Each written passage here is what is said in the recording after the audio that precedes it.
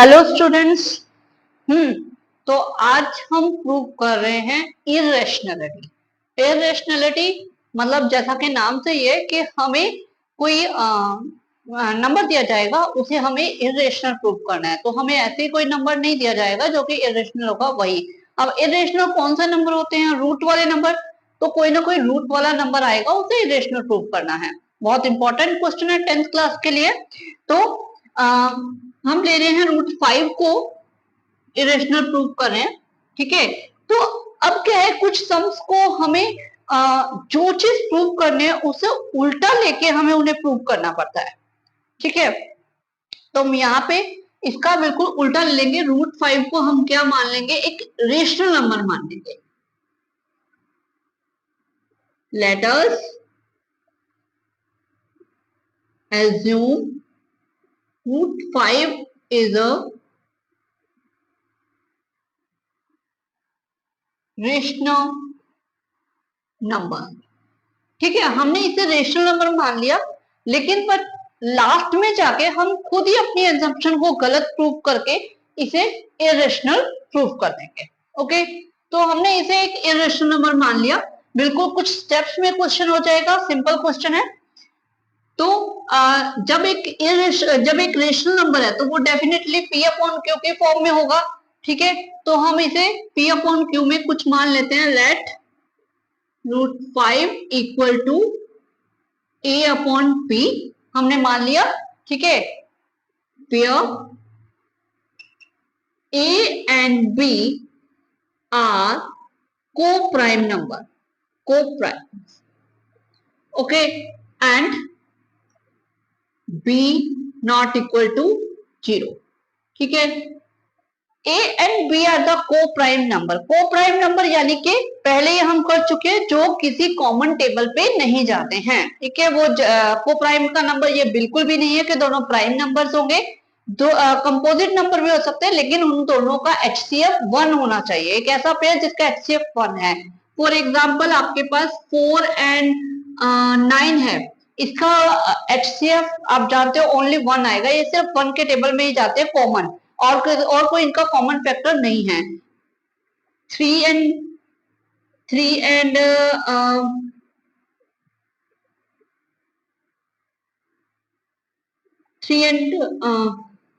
कोई नहीं मिल रहा।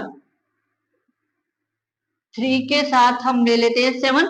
3 एंड 7 HCF 1 है, ये दोनों प्राइम है, लेकिन आप इसमें कंपोजिट भी ले सकते हैं।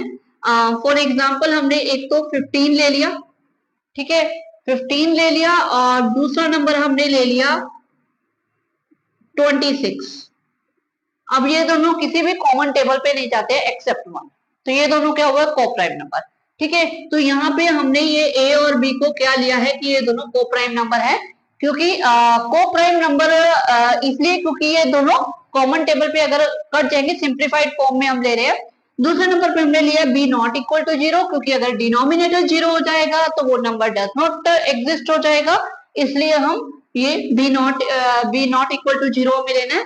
हाँ, मुझे पता है कि आप लोग सोचे कि हमें पता है लेकिन हमें लेना क्यों जरूरी है। बेटा ये फॉर्मेलिटी हमें करनी ही पड़ती है, तो ये हमें लेना है। ये एज ए फॉर्मेलिटी है लेकिन लेना है। ओके, तो अब हमने ले लिया। इसका नेक्स्ट स्टेप क्या आएगा? स्क्वायरिंग। क्योंकि हमें रूट को खत्म करना है, रेशनल नंबर लिया तो रूट को खत्म करना है। Squaring both side. ठीक है, हमने स्क्वायरिंग करनी है, तो स्क्वायरिंग करेंगे √5 का स्क्वायर A अपॉन B का स्क्वायर। √5 का स्क्वायर हमें पता है √5 इंटू √5 ये क्या होता है? 5। या हम जब रूट के साथ स्क्वायर आ जाता है तो वो कट जाता है। ठीक है, तो ये आ जाएगा 5, और यहाँ आ जाएगा A square upon B square. अब B स्क्वायर को हम उधर ले जाते हैं मल्टीप्लाई में A स्क्वायर। ठीक है, A square is equal to 5 multiply of something. देखो, हम किसी भी डिजिट को तब हम किसी के मल्टीप्लाई में लिख सकते हैं जब वो उसका फैक्टर हो, या हम दूसरे वर्ड्स में देखें तो हम 5 को अगर इसके नीचे ले जाएं तो हमारे पास B square is equal to A upon 5 हो जाएगा। तो ये इससे डिवाइड हो रहा है, 5 से डिवाइड हो रहा है। यहाँ पे भी हो रहा है। अदरवाइज हम इस तरह से समझ सकते हैं कि अगर आपके पास 25 है, 25 को हम 5 इंटू 5 लिख सकते हैं क्योंकि ये 5 के टेबल में आता है, ठीक है। एक्सेप्ट हमने 35 ले लिया तो ये भी 5 इंटू 7 है, ठीक है। अगर हम इसके अलावा कोई और, जैसे हमने 7 ले लिया तो 7 को हम 5 इंटू समथिंग नहीं लिख सकते हैं क्योंकि वो 5 के टेबल में नहीं आता है। 24 ले लिया, 24 को भी हम 5 इंटू समथिंग नहीं लिख सकते क्योंकि ये 5 के टेबल में नहीं आता, तो ये 5 इंटू समथिंग लिख सकते हैं, ठीक है, क्योंकि 5 के टेबल में आ रहा है। अब इसका मतलब क्या हुआ कि 5 ए स्क्वायर का एक फैक्टर है, तो इसका मतलब 5 जो है वो डिवाइड करता है ए स्क्वायर को। अब 5 ए स्क्वायर को डिवाइड करता है, इसका मतलब हमने थ्योरम किए थे कि अगर किसी के स्क्वायर को डिवाइड करेगा तो उसे भी डिवाइड करेगा। फॉर एग्जांपल हमें पता है कि अगर 64 डिवाइड होता है 4 से तो ये 8 को भी डिवाइड करेगा। यहाँ हम कह सकते हैं 25 डिवाइड होता है 5 से तो 5 भी 5 से डिवाइड होगा। या हम कह सकते हैं 36 जो है 3 से अगर डिवाइड होता है तो 36 6 का स्क्वायर होता है तो 6 भी 3 से डिवाइड होगा। तो जो स्क्वायर होता है, अगर स्क्वायर जिस नंबर से डिवाइड होता है तो वो नंबर भी उससे डिवाइड होगा, ये हमने थ्योरम की भी थी। तो यहाँ पे हम देख सकते हैं कि ए 5 अगर डिवाइड कर रहा है ए स्क्वायर को तो 5 जो है वो डिवाइड करेगा ए को भी, ठीक है। इसे हमने 1 मान लिया, 1 मान लिया। अब अगर 5 डिवाइड कर रहा है ए को तो इसका मतलब ए को हम 5 इंटू समथिंग ले सकते हैं, ठीक है। अगर 5 ए का एक फैक्टर है तो 5 इंटू समथिंग ले सकते हैं। तो हम यहाँ पे ये ले लेते हैं, let a is equal to 5c। हमने a को 5c मान लिया, जहां पे c एक इंटीजर है तो हमने मान लिया। अब इसे हम क्या करेंगे, हम इसे इसमें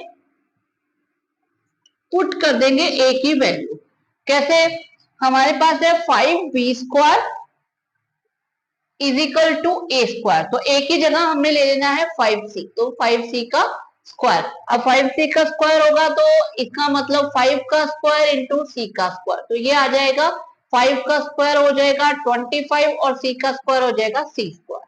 तो ये क्या आ गया, 5b square is equal to 25c square, ठीक है। अब हम क्या करेंगे, 5 को नीचे डिवाइड में लेकर आ जाएंगे तो ये आ जाएगा b square is equal to 25 upon 5, ये कट जाएगा 5, तो b स्क्वायर आ जाएगा 5c स्क्वायर, ठीक है।